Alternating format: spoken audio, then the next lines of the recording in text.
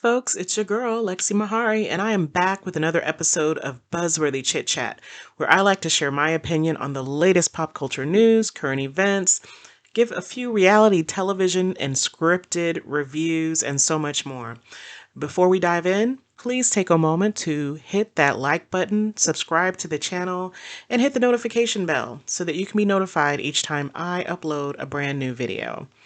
So, in this episode, we are going to be talking about Married to Medicine, episode 3 of season 9, the Heavenly Intervention episode.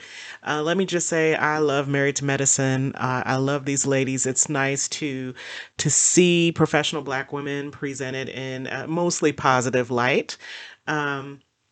And so, without further ado, we are going to dive in. For those of you who have been watching my videos, as you know, I like to give my top 3 moments of the episode. I don't typically recap the entire episode, but I will share my thoughts about what I consider to be the top 3 episodes. Of course, I want to hear from you down there in the comments. Share your thoughts. If you have other moments that you felt were the top 3 moments, I want to hear from you.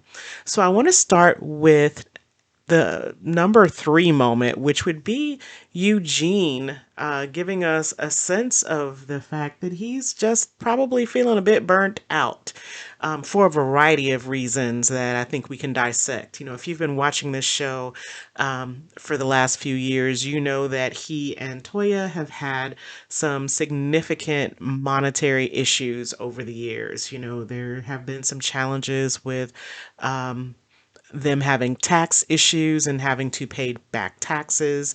You know that Eugene, prior to the pandemic, had to work extra hard for them to pay down their debts, to pay off their taxes. And then eventually they were able, or he was able to, I think, bring in enough money coupled with loans, you know, if we believe what was being said on the show, to build their dream home up from the ground up. And it was a very luxurious home that they had. And, you know, the pandemic hit.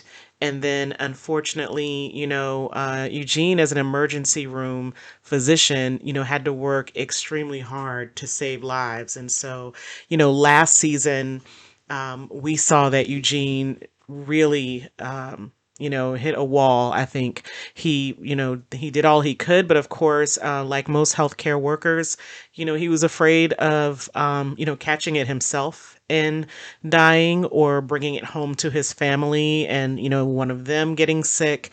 You know, I think Toya tried to share with the ladies last season that, you know, she was really concerned for him as well, not only from a physical health standpoint, but from a mental wellness standpoint.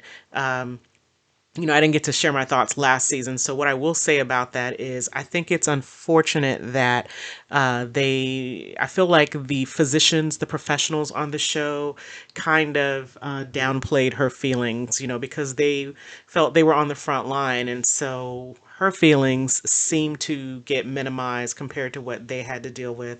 But in actuality, although she's not a frontline worker, you know, she had to watch her husband, and that was something that was not beyond within her control span. It would have been great to hear the husbands, I think, of the professionals. I guess maybe probably more Cecil and Dr. Jackie's husband, Curtis, talk a little bit about their feelings as well. You know, I think for OB women, you know, though the risk was there, it was not likely the same as what Eugene had to deal with last year. You know, when we think about in 2020, when we think about, you know, what was happening at that time. So, you know, I think it's unfortunate that, you know, Toya did not get a fair shake or really get the opportunity to, I think, expand on what she was experiencing as a wife. But, you know, hey, we fast forward to this season 9, and you know, we're hearing Eugene talk a little bit about the fact that maybe he's feeling a bit burnt out. You know, he's taken on more hours. He's no longer the director, but you know, he is now taking on additional hours once again to supplement his income. And I think we've all been there, right? You know, if you acquire a certain lifestyle, you often find yourself working extra hard to maintain that lifestyle. It's very difficult to move backwards. unless you make budget adjustments, right? And so, unless you're willing to change your lifestyle behaviors, your budget, then you have to work hard or harder to sustain that way of life. I thought early on in the series, Toya was trying to get something up off the ground, but it seems at this point now she is more of a homemaker. And she didn't she have a product though at one point a couple of years ago? I thought she had like a beauty line or something, but nonetheless, she is portrayed on the show as a homemaker. Basically, she is at home with the boys and making sure, that they're being taken care of. So Eugene is the primary caregiver, or I won't say caregiver, but income earner at this point. So, he's having to work hard. And Eugene always worries me. When we think about past seasons, we know that he's had hypertension issues. He's clearly, he is overweight, which, can be another risk factor. So I just worry about Eugene falling out, honestly. I often wonder if he's going to make it, given how hard he is working. But, we hear Eugene having some additional thoughts about, what direction does he want to move in with his career. He clearly seems to enjoy what it is he does. But again, the pandemic has him kind of reevaluating what he's doing and what it is he wants to do in the future. So personally for me, I hope he really starts to evaluate that, maybe look around at what it is his peers are doing on the show. We know Dr. Damon has some sort of a business that he opened a couple of seasons ago, if not last season, then the season before last. And then, of course, Dr. Jackie has her own obstetrical practice.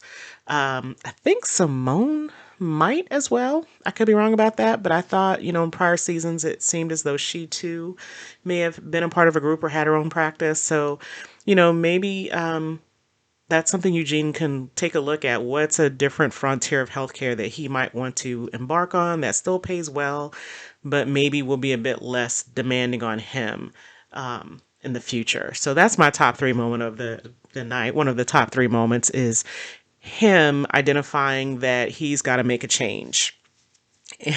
And I think that's probably is going to lead to some other difficult conversations for him and Toya later in the season, and I imagine opinions from some of his peers. The number two moment of the night would have to be Anila having to, basically usher in motherhood, so to speak. We see the nanny saying goodbye to the kids, which was an interesting thing to observe. We in the last episode we saw Miss Gomez kind of give her notice to Anila and her husband, and it appeared she gave a 2 weeks notice. That would have been my observation, but it seemed as though last night on the show they didn't tell the kids until the last minute that she was leaving, which I kind of wondered about, why they would have waited until the last minute to tell them that she was leaving, but I'm sure it makes sense to someone. So, basically we see them standing in the driveway, and I think you see the kids really have a breakdown moment when she just drives away and doesn't really look back. And during the show we get to kind of witness Anila trying to, I think, assume control of her house as a full-time mom. Now, I know people may minimize what it is she does as a video vlogger, influencer, so to speak. But hey, if that's what she does, that's what she does. And being a parent, it is difficult. I think her primary work hours would have to be obviously while the kids are at school. But that's an adjustment she has to make, right? That's a lifestyle change she has to make. And it's not always something you can do overnight. It is going to be challenging for her, I think, to be a full-time mommy, but a lot of women do it, as you know, women who have more than one job, coupled with trying to raise their kids. So, and some of them are single parents. So I think, Anila will adjust. I imagine at some point she will even probably hire another nanny type to help her And who knows, maybe her parents will become more involved with helping her to raise her kids. But last night we kind of see her struggling. So I thought that was like a number two moment, not necessarily in order of being the top two, but definitely a moment in which we had to witness Anila and making these adjustments. But a hardcore number one moment would have to be the intervention. Now, during the episode, we saw where Simone and Toya and Contessa came together to talk about, Heavenly's activities on the YouTube streets, right? Heavenly last season, and I think even before that, I have not watched all of her videos. I've caught parts of the videos, but, she gave her opinion about a lot of her castmates, all of her she gave her opinion about all of her castmates last season. And, obviously the big to do last season was the state of Contessa's marriage. And so, Heavenly gave her thoughts about that online. To me, it wasn't anything really that she had not said at the reunion or on the show, but as we have seen in some of the opening episodes of the new season, Contessa has really taken issue to the fact that Heavenly talked about her marriage online. And so in this episode, we see the ladies, invite everyone over to Contessa's house for a movie night in which they are going to basically, Contessa will be displaying some of the best clips, so to speak, or some of the most antagonizing clips from Heavenly's channel, in which she has something to say about all of the ladies individually and their relationships. Now what I found interesting about this presentation was that they didn't tell everybody, right? So when everyone arrives, we have Toya at the door taking phones. Now, I have to say, if that had been me, I probably wouldn't have given up my phone either. I don't think how are you going to ask, first of all, how are you going to ask parents to put their phones in in a container or a bowl where they can't get to them? They have to be accessible for emergencies. So there's the parents, right? Then we have the actual physicians, the professionals who are OB physicians, mind you, who may have to be on call to go deliver their patients. So that whole idea of people having to turn over their phones seemed crazy to me in the first place. So we kind of saw some back and forth with that. And obviously, not everyone ended up giving up their phones. So anyway, they all moved to the media room, so to speak, where Contessa is going to air Heavenly's snippets while she's wearing one of Heavenly's wigs. And Heavenly is the last to show up, which I always find interesting that that's how things played out. But Heavenly was the last one to show up and arrive. And so when she came in, Contessa turns on the videos and proceeds to show all of some, or most, I should say, not all, but she proceeds to show some of the harsher moments that Heavenly had on camera, in which she is critiquing everyone from Quad's dating life or alleged dating life to Jackie's marriage to, I think she had something to say about Simone as well. And of course, she always has had a lot to say about Toya. And then we come to what it is she had to say about Contessa. Now, as I'm watching this, I felt like some of her most uh, controversial comments were really about Quad, as well as Dr. Jackie. I thought those were more inflammatory than her comments were about Contessa. Contessa, however, I think took this very personally because this was her so called friend, and how dare her friend talk about her to the world.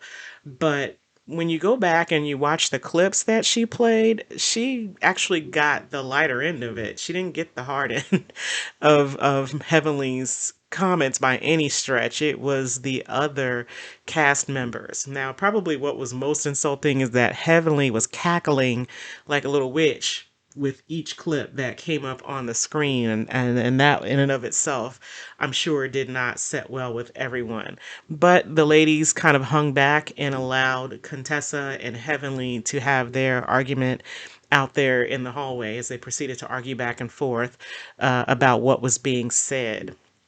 I'm curious to know, who do you think was right or wrong in this issue? I can understand Contessa's angst or frustration that Heavenly would talk about her, but I don't think Heavenly actually said anything that was horrific about Contessa and her marriage. Nothing she had not already said on the show, and definitely nothing that a lot of us viewers were not already thinking. So, what do you think? Was the intervention justified? Would you have done it differently? I want to hear from you down in the comments. And with that, those are my top 3 moments from last night's episode of Married to Medicine. You all stay safe, and I'll catch you in the next video.